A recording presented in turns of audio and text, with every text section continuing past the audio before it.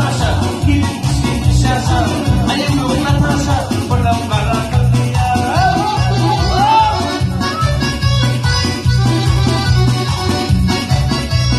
Ano pa yan, Carrio? Kaya ng video, dokumentaryo, walang barakang niya.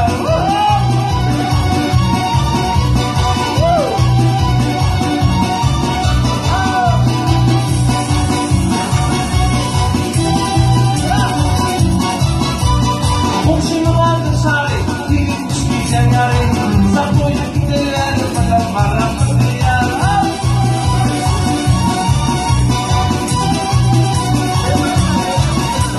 At ating pagdating, tulog niya ng hati. At hanggang retreat ko siya lang. Wait a second!